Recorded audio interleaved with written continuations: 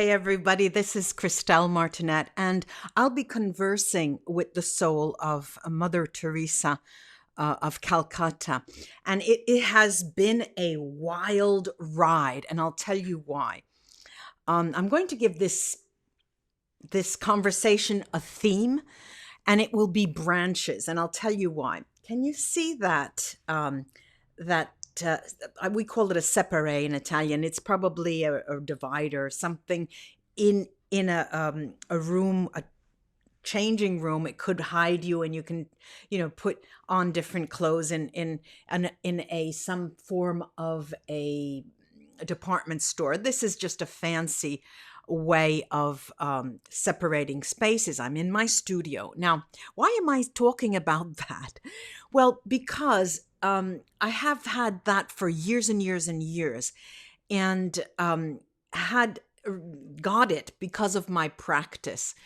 And it was created. It's made by an artisan. It was made by an artisan out of river twigs. So there's a hole and there's river twigs that go from the hole. And they're pieced together with wires that I can't see, you can't see, but that is what it looks like.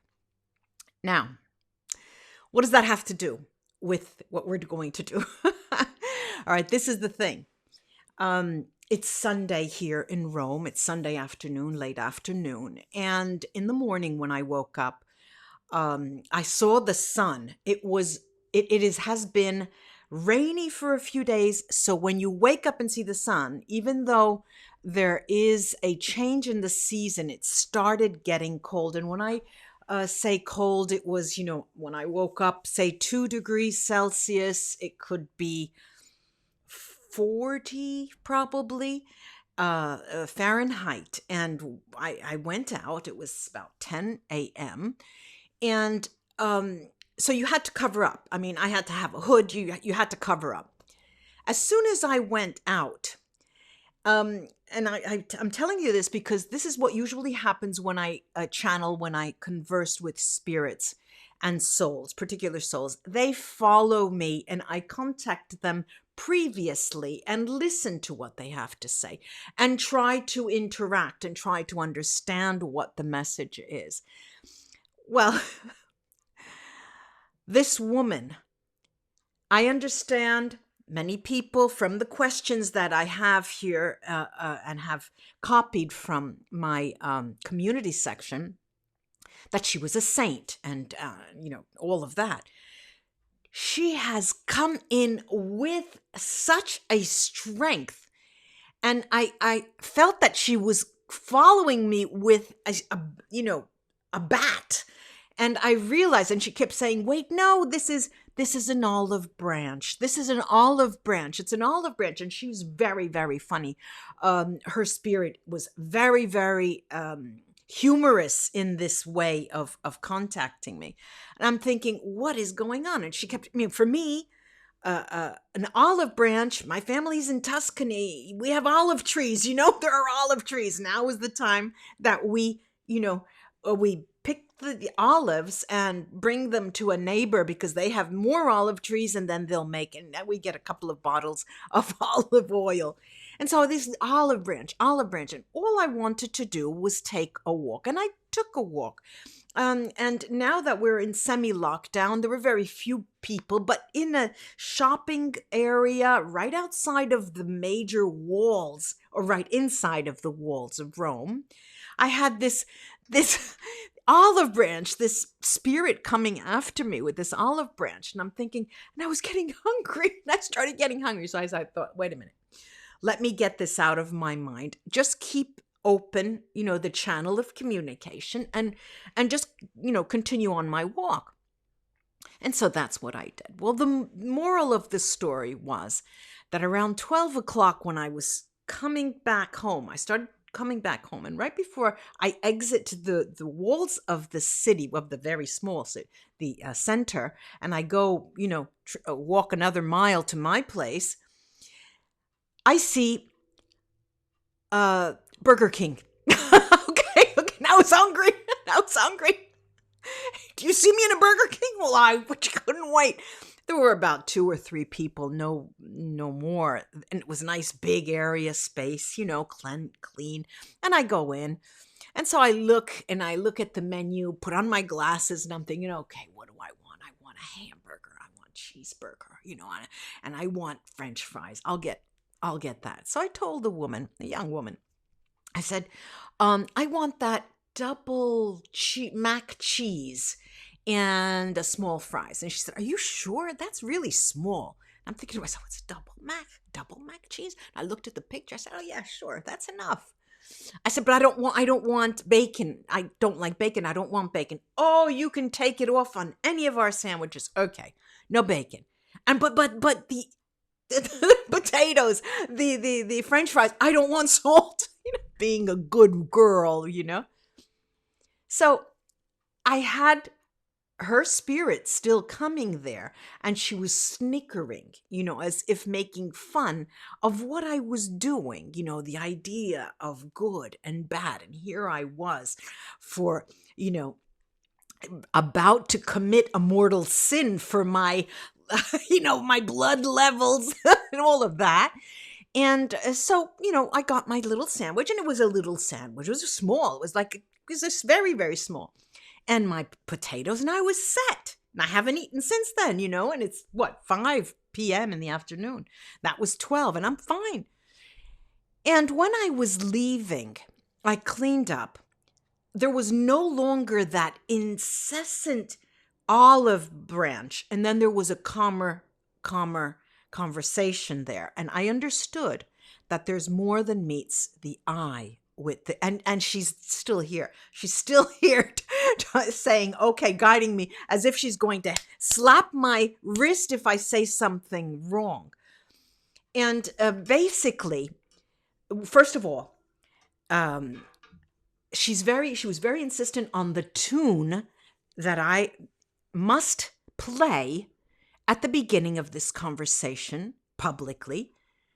And it took me about 20 minutes to understand. Those of you who know what a steel drum looks like, many of them have tongues with numbers. You could put the numbers, or they come with numbers, so you know where you can distinguish the sounds. If you've never read music, you know where the do is, and all of that, do, re, mi. And so she was pointing practically my hands, and I hope I get it right. So this is what she wants.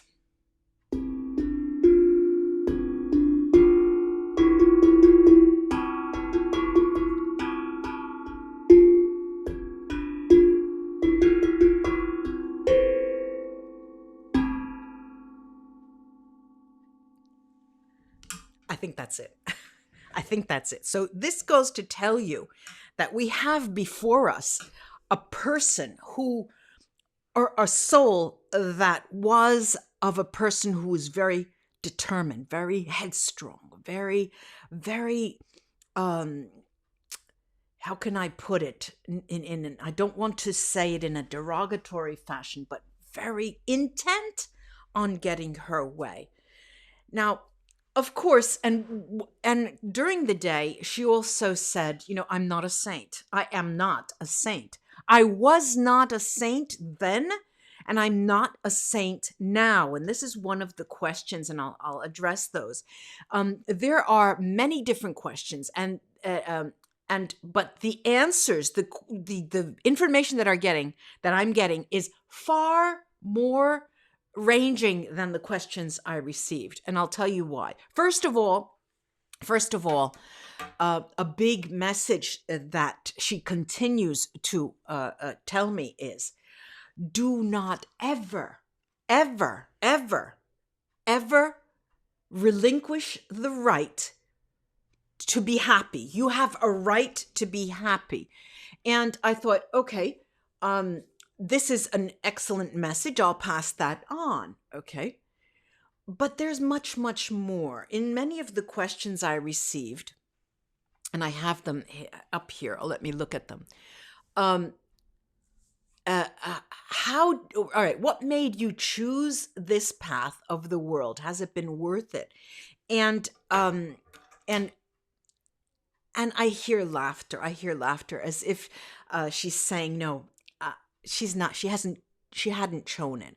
She was told to do that. She initially did not want to extend her energy in that fashion. Her ideal was to work at a very small level. And what occurred was that her environment, the environment, I hear it, the environment was such that she needed to work on a grand scale because that was the only way that people would start believing. And her magic, and she's saying it again, there was no miracle here.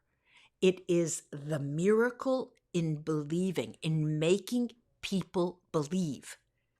Having people believe you is half of the job of the miracles that people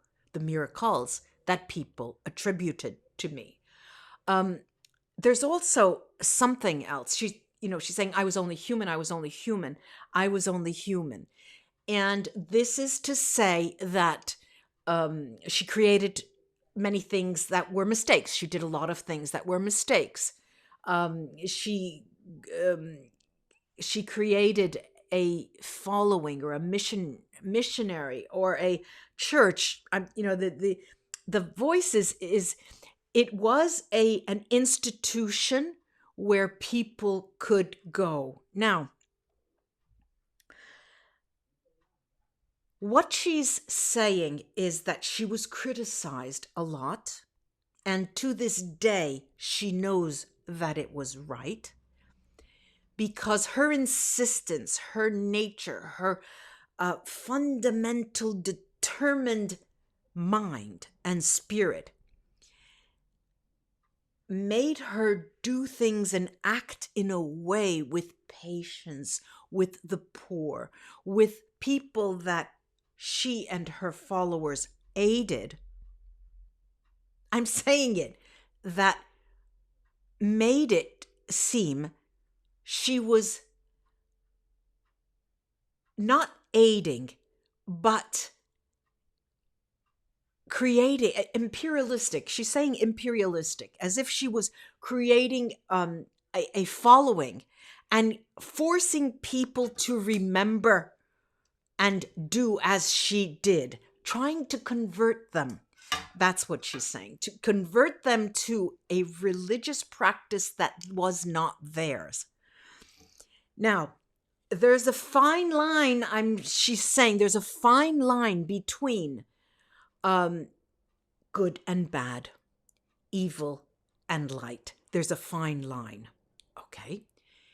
And another very strong message that she continually, and she's harping on, I'm trying to let you know, this is really strong. She has, this is not a woman I would have wanted for my children to be their grandmother. No, I would not have left my children with that woman.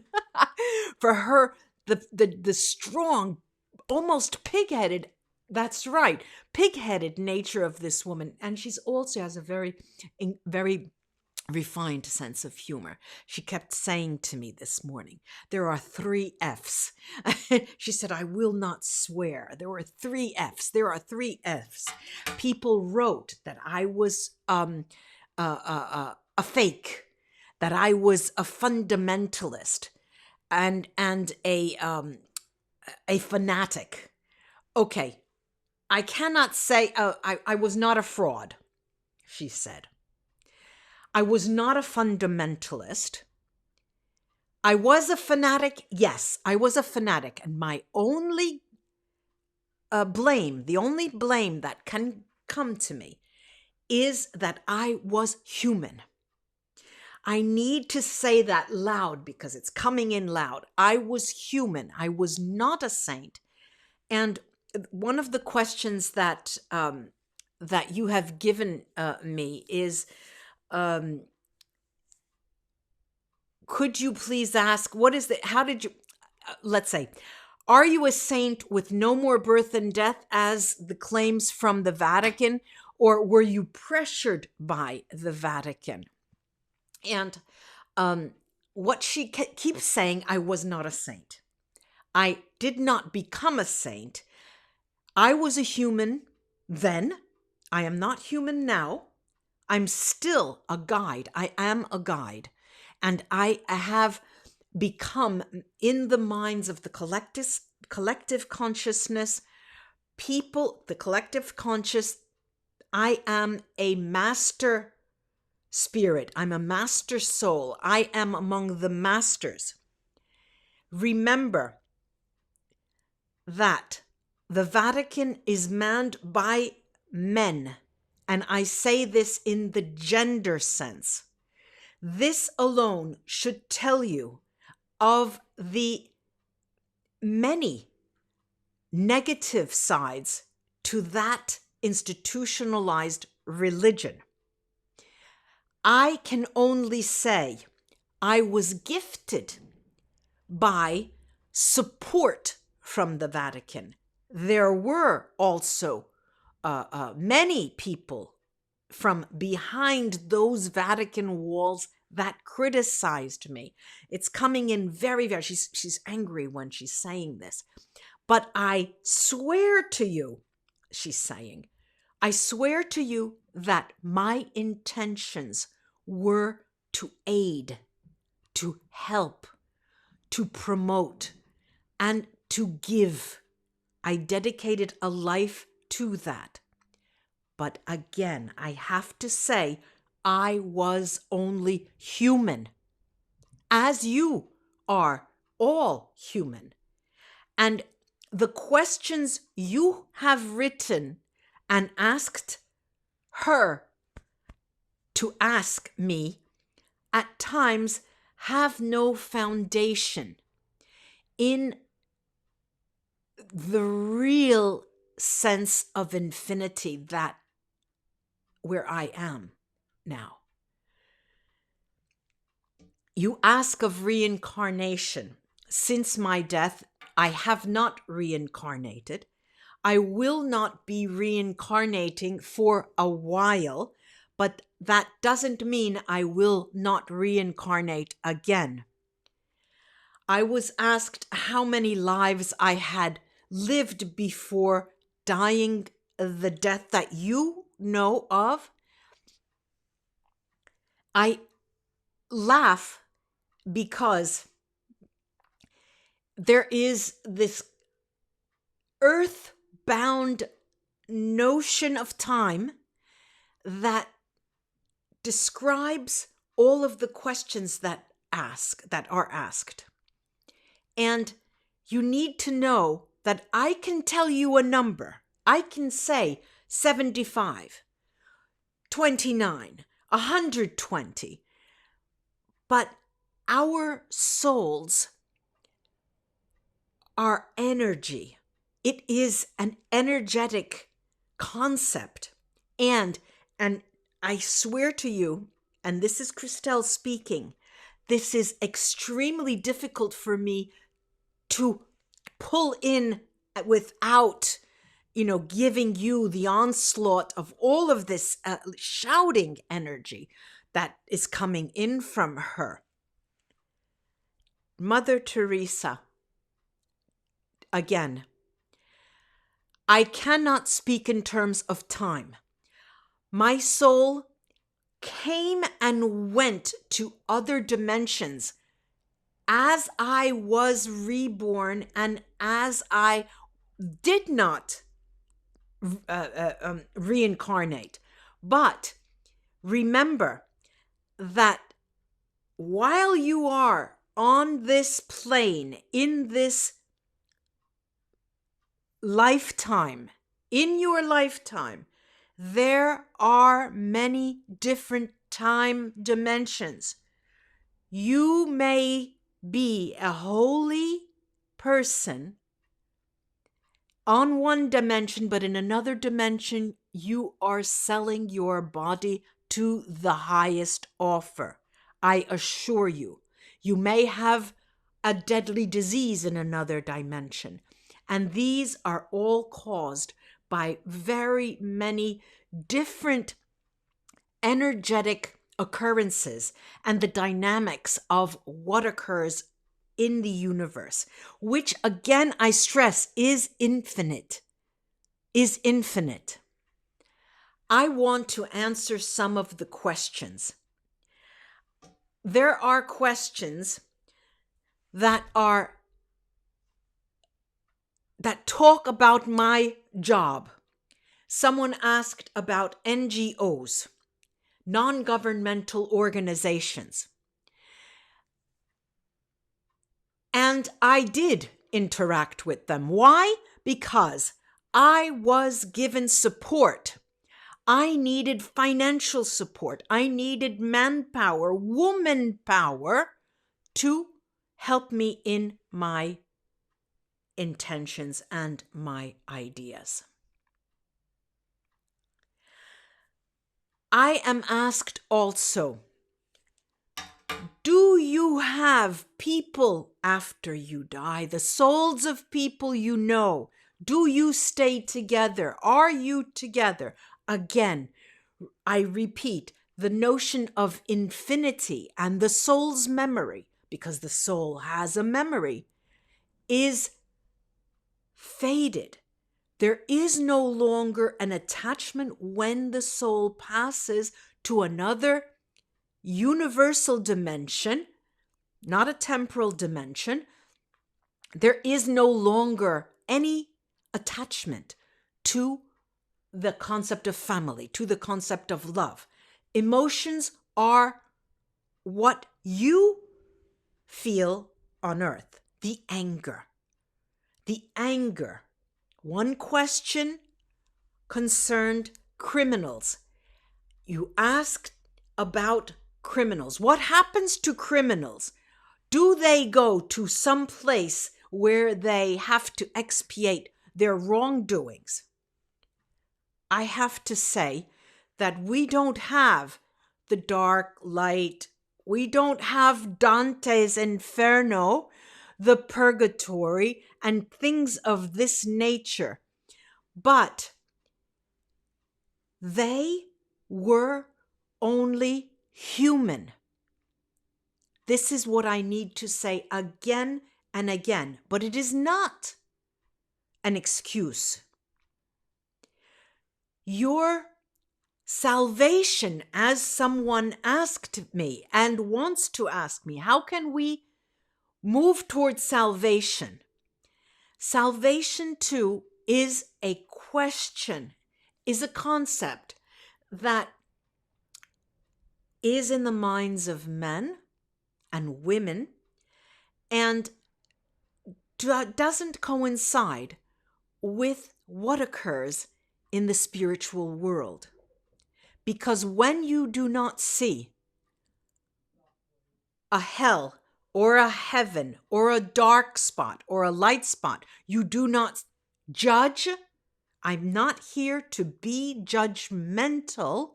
There's another question that asks me, what do you think about life on earth today? I can very clearly tell you, it's so loud. I can very clearly tell you that once your soul leaves your body on earth, there is no judgment. I do not have an idea of what is occurring on earth today. I went through it. I'm a guide. I am in the realm of guiding because I have had experience on earth for for a very long time. So I don't judge, and I invite you all not to judge your actions, but view them in the context of your particular life at that moment, in that time, and why you must remember and ask yourself all the time, ask yourself every day, why do I do this and I don't do that? Those are the answers that will guide you through your everyday life. I need to take a drink of water. I wet my whistle, and I'm going to spray the essence of olives that will clear and disinfect the air around me. Now, let me go back before I am ready to tune in again. Let's see. There are many questions here. When there is... All right. Now, a very odd question that I didn't expect, but I never had a pet as a child, but I do have I love German Shepherds. They are I mean, if I could have a German Shepherd, but when I travel, I can't, but those are my favorite. I'm a dog person, not a cat person. Having said that, I did have a cat when in the house when we were young, and my dad allowed us to have a cat. We brought it in, so we had to have it. But one of the questions was, can I communicate with my pet that passed away? With pets, are we in a position of communicating with pets? It is true that inanimate objects, you might think, like rocks, like stones, marble, steel, you believe not to have a soul.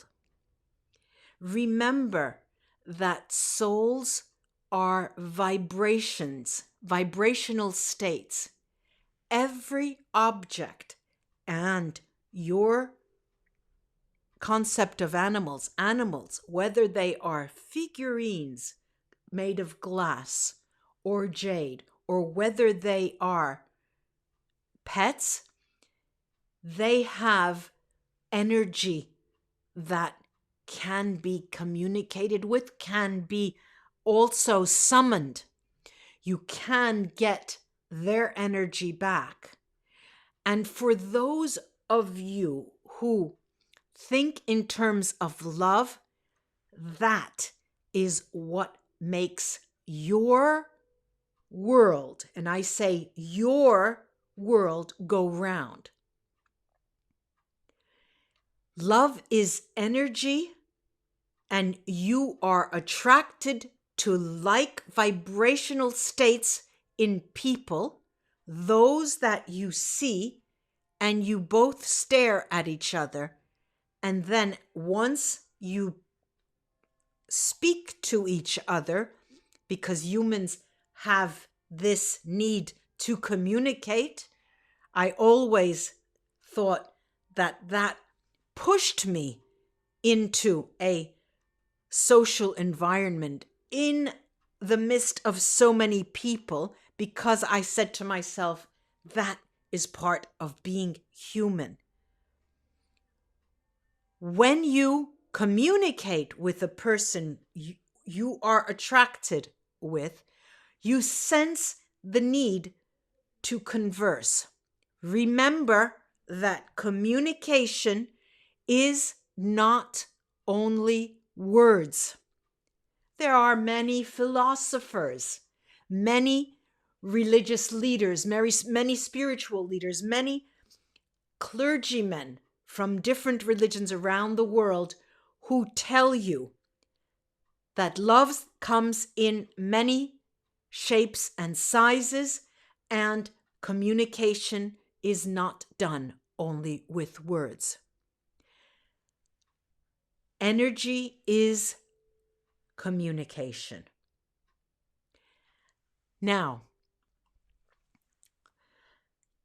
many thoughts you have had towards me concerned my mission, about my life's purpose, my soul's purpose. And even if you were not able to write your questions down, I have been listening to you ask me, how do I know my life's purpose, my soul's purpose? My answer to you is that they are one in the same. A soul has a purpose. I like to say a divine purpose, a purpose that only through that pathway and that journey will it be possible for you to remain integral, whole, and healthy. Remember, health means moving in the direction of a pathway, a purpose that your soul sought and chose for itself in this lifetime. If I were to say something about myself during that lifetime, I could not tell you what it was when I was living. And I say this quite honestly, and in part in jest, that I moved in the direction where I was asked to, where people suggested I go, where there was a need for me to go, where I did things that I knew best. It was as if I followed my nose and kept asking people for support. And I remember once I told myself, and it was a time that I was young, I was very young. I was not even 30 years old, and I was starting to become depressed. The fate of women distressed me. The fate of the possibilities that women could reach certain levels of happiness distressed me. It was bound by laws and bound by men and bound by people's minds. It was a moment I was distressed, and I assure you, I asked myself, what the hell are you doing? Is this what you want to do? And it was not at leisure to give myself an answer, because the need around me was so great that I was not forced, but I felt compelled to move. And I felt that moving in the direction of the need was what would guide me. There is another important message that I need to tell you, and I will repeat what I said in the beginning. Never relinquish your happiness. You need to strive toward your happiness. When you ask me, what was your purpose? I decided that I would go where my happiness would leave me. But around me, I saw distress. And I thought that going towards the distress, trying in some way to ease pain, would aid in my happiness. And in a way, many people criticized me for that. It's like the millionaire who gives to the poor so they feel better, that day that they did that gesture, they were good. It's similar to that. But again, I stress, I was only human, just like you are human. And I need to say that there are many things in your shoes that it is impossible to know. It is impossible to know. And I can tell you that as a spirit and as a spirit guide, I can orient the soul of the person who I guide. I'm not alone as a guide. There are many guides for one soul on earth. We all have a role, and my role is particular. My role has to do with determination and courage in the face of adversity. Similar in many ways to the experience that my last life had. There are many things I would like to say, and I know there are many questions still left unanswered, but there is something that I need to say.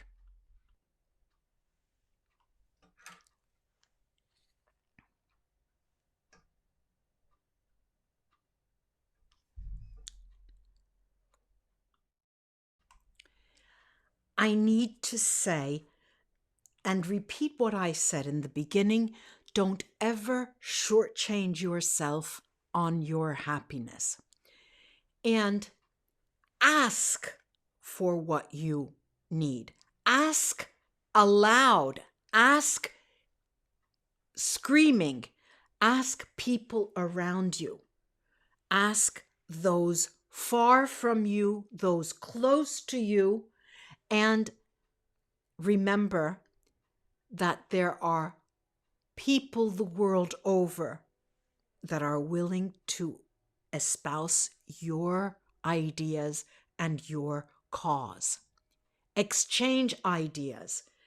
One very important concept that everyone forgets, because life has a way of excluding one from the other as the world is now with social distance in place. Remember, even in this distance, even in this time, there's an opportunity for you. There's an opportunity for all of us. All of you, all of us as guides, in remembering and reminding that we are connected. You have sisters, you have brothers, there are people around you that care and that need communication.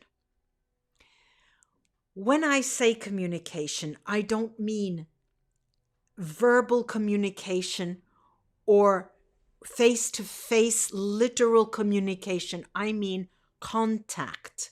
It could be in writing, it could be spiritual contact, but it is important to contact those you love and those who you do not know. Ask for their help. Many questions that were asked of me in previous channelings from other people is, how is it possible for us to communicate with you?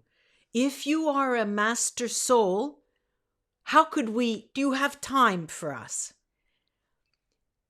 I must stress again, you can communicate with every soul, whether they are reincarnated or not, and whether they are master guides, an in-group guide for a person, or an outer group guide for a person, whatever they are, wherever they will be. And now wherever they will be makes me laugh, because I remind you again and again, it's infinity you need to process in your mind. You can channel, you can converse with those who have passed, you can communicate with pets you have lost, you can communicate with people who do not want to communicate, but who are still alive in your world. They will hear your thoughts.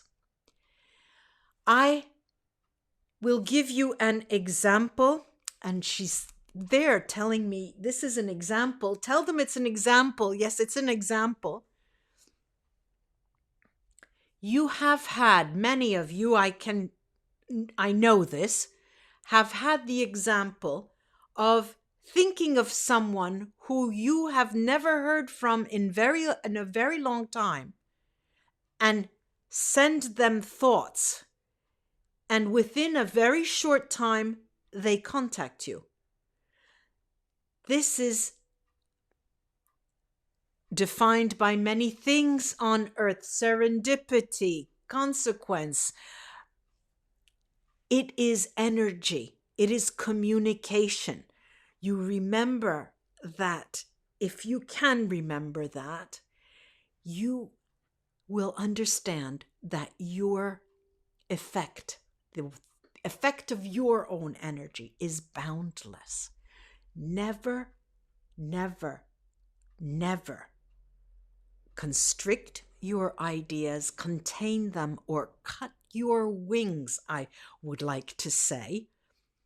Don't ever shortchange your ideas, but expand them. Expand them, because your reach is infinite. It can be infinite. For those who are listening and are women, I understand your, at times, desperation. I understand you feel the inequality at time.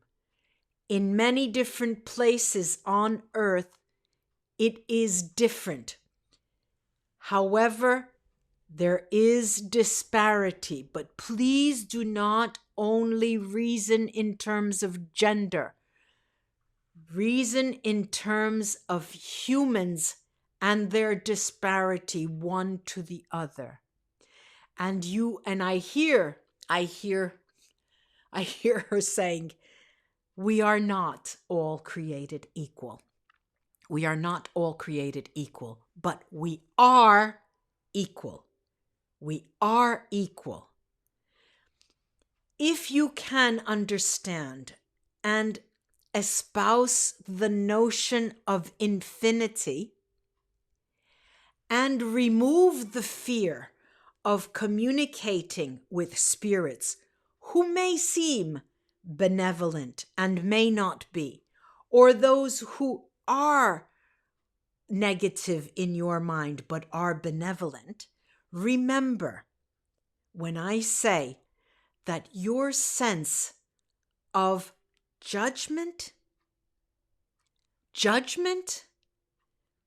yes, I said judgment, is not exact. Every coin has two sides. There is a black side and a white side. When you understand that you live and coexist in that dual phase, dual side to the coins, then you are living in balance. I, as a human being, had very much difficulty with this. It was very difficult for me to understand that I had to fight against forces that I didn't understand. I didn't understand why people hindered my success. Success in terms of bringing my projects forward and making them successful and making it possible for me to work in certain areas of the world with certain means. I didn't understand this. It was beyond my conception. That has nothing to do with gender, but all to do with things not being always equal. She's drawing attention to different domains now. She's talking about the social list. Let me take this one at a time. There is a political side to a story. There is a political story. And if you think with the glasses of politics, you can understand that there is a leverage. There's a balance, there's a scale where power comes and power goes. And the way power is measured on the scale is not clear at all. But I assure you that any domain, any environment that you go toward or inhabit, the personal, I will leave for last. I'm talking about institutions now. Social institutions, religious institutions, political institutions,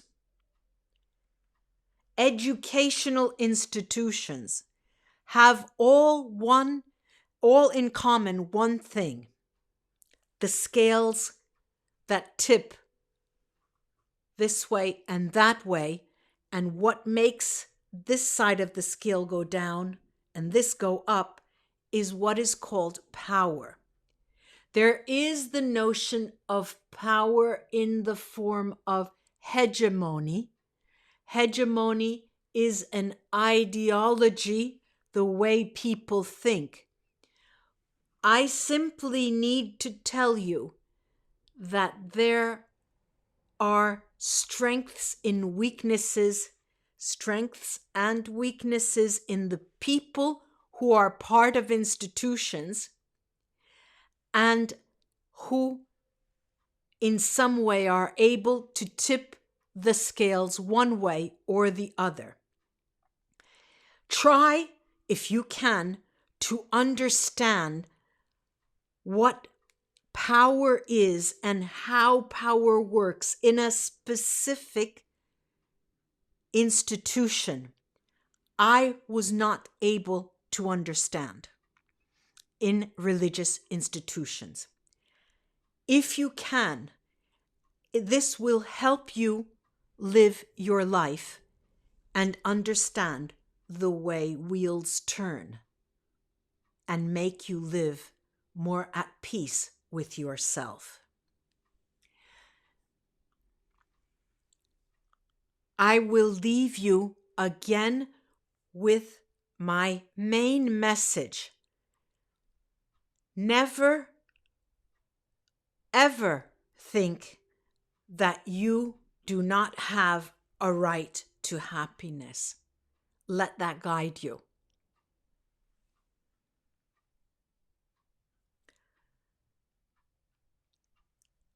Ladies and gentlemen, more olive. This is the olive branch that she was coming after me with. The olive branch.